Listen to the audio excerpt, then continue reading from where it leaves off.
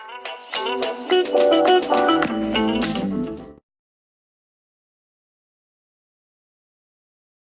everybody, this is Tracy here with another edition of A View from Tracy's Point, and we are here to recap Rebel Season 1, Episode 3, which was titled Chasing Ghosts.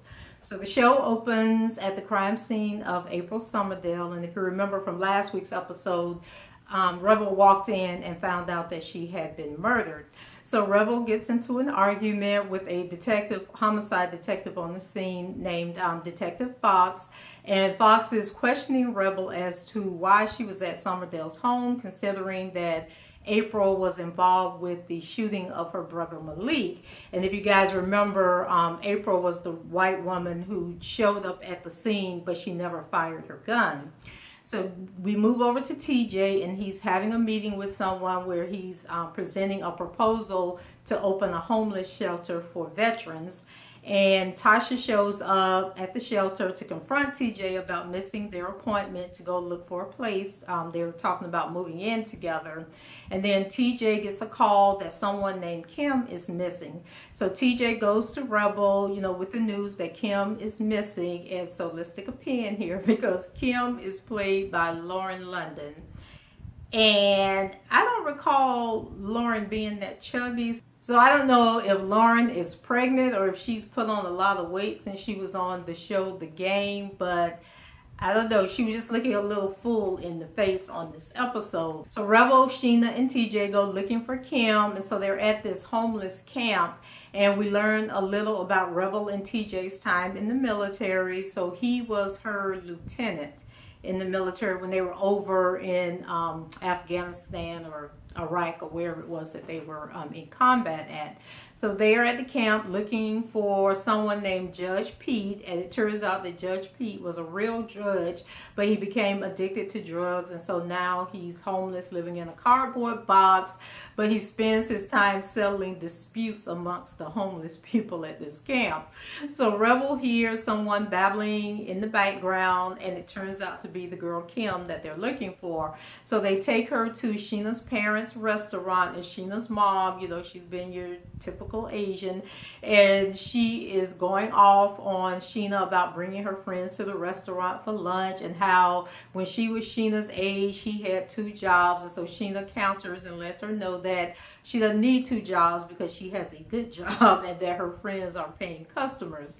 So TJ comes over and says that he will pay the tab, and so he gives Sheena a credit card, but the credit card is declined.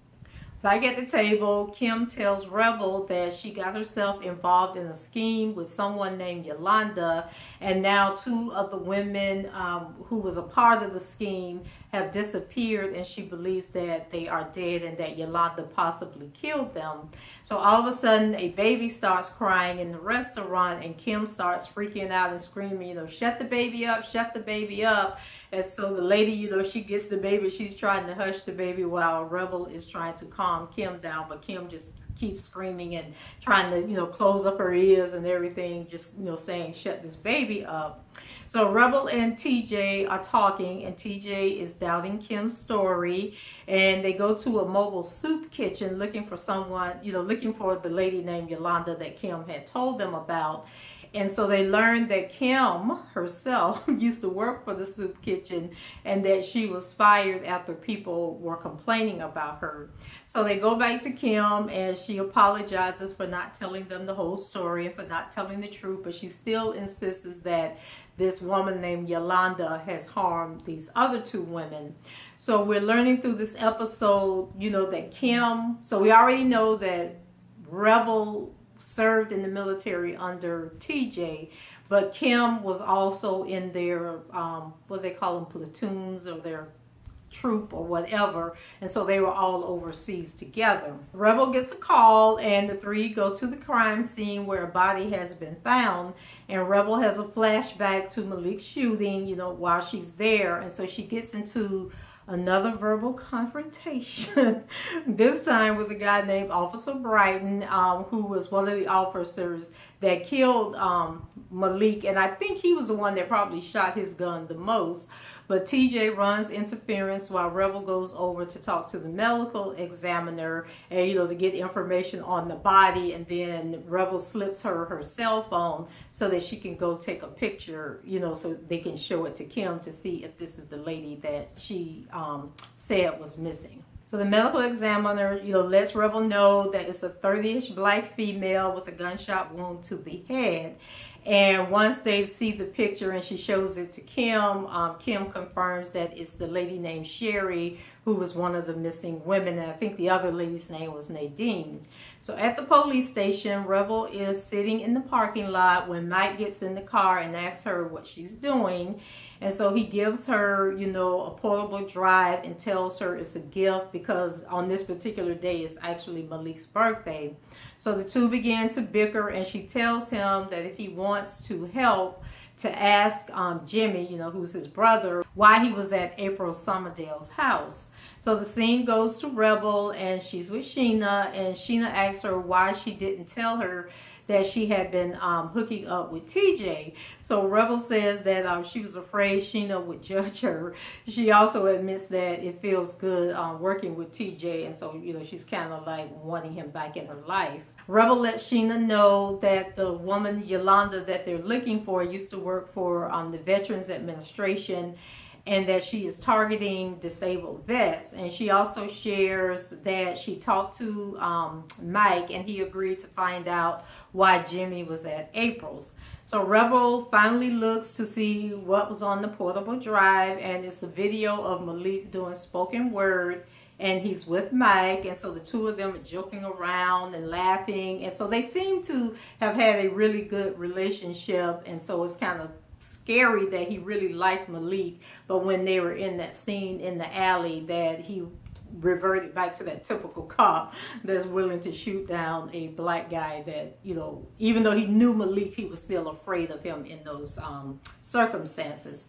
So Sheena calls to let Rebel know that she was able to access Sherry's bank account, and there is activity that took place after her death, because even though they had just found the body, the medical examiner said that Sherry had been dead for almost a week. So Rebel and TJ, they go to the bank pretending that they are a couple there to get a loan. And so they scope out all the employees to see which one they should target to try and get the information. So at the bank, Rebel bet TJ that two employees that were talking while they were at the bank were actually having an affair, and that at least one of them was married. So after leaving the bank, they go stake out a residence, or it might have been a hotel. No, I think it was like an apartment complex. So TJ brings up their relationship, and we learn more about their history together. And so the two employees show up, and Rebel collects on the bet. She's like all full of herself and pumping her chest, because she has such a good read on people. So Mike and Jimmy are at the bar, and Mike confronts him about April. And so Jimmy says that he has some nerve when he and Rebel were having an affair, and that Rebel is married. And so he calls Rebel a jungle bunny and tells Mike that he needs to choose sizes. And one thing about this show is that these white folks on this show just throwing around these racial insults like it is nothing. And that kind of like takes it back to that whole blaxploitation type films, because back in the 70s when they used to make movies like this, the white people would just say the most ridiculous things. So the fact that this is happening in 2017 and we haven't heard like an uproar on social media about it, like speaks a lot about society. I think it's just like such a double standard. Rebel returns to the bank, and she meets with Carmen, who was the female employee that they saw sneaking out with the other employee. And so Rebel lets her know that she filmed her the day before at the hotel or apartment complex, wherever they were at. And she tells Carmen that she just wants to see surveillance footage. So at first Carmen says that she doesn't have access to the surveillance footage. But then in the next scene, they are actually in the security room looking at the footage, and they find out that Kim was actually the one that withdrew the money from Sherry's account. So Rebel and TJ confront Kim, and she has an answer and excuse for everything. So TJ wants Rebel to turn in Kim and report her, for what she's doing. And he compares Rebel to cops that protect other cops when they know that they're doing wrong, because Rebel doesn't want to turn Kim in, because they serve time together in the military. So back at Sheena's, they are trying to map out the scheme and figure out exactly how it worked, what Yolanda's role is, how did she manipulate Kim and the other women. So Kim says that at one point she had 5 ATM cards and 2 were for Sherry, and then the other one was for the lady Nadine who's missing. And so the three tried to figure out why no one at the bank was suspicious, and then Rebel realizes that somebody in the bank who has a higher position is in on the scheme and knows what's going on. Back at the bank, Rebel confronts Carmen, and of course Carmen is like, okay, you said you were going to go away once you saw the surveillance footage. Why are you back here? And so the Rebel lets her know that she's a private investigator working on a murder case. So Carmen lets her know that she thinks it's the loan manager who's in on what's going on. So she goes in to see him, and he says that Yolanda is blackmailing him. And so Rebel wants him to get Yolanda on the phone and try to get her to come to the bank. And so he's insisting that he doesn't know how to get in touch with Yolanda, and that Yolanda calls him, whenever she wants him to do something. So they keep going back and forth, and then Yolanda shows up at the bank. So I never could figure out if she just happened to show up at the bank, or if she showed up because the guy finally called her and got her to come down there. But nevertheless, when Yolanda walked into the bank, Kim was in the bank, and then she all of a sudden started screaming to Rebel that that's Yolanda, which I'm thinking like, girl, are you that stupid? So of course that alarms Yolanda, and she takes off running. So Rebel chases after her and catches up with her at the in the parking lot. So then Yolanda pulls her gun, and then the security guard pulls his gun, which I don't know why he pulled his gun, because he had no clue what was going on, in the midst of any of this. But anyway, Rebel gets Yolanda to confess to everything that she did and to turn herself in. So back at the shelter, Rebel is saying goodbye to Kim when Kim asks how she could forget everything. And so then Rebel is looking at her like, what do you mean? And then we have a flashback scene where, they're overseas in the Middle East somewhere. I'm not sure if it's Iraq or Afghanistan.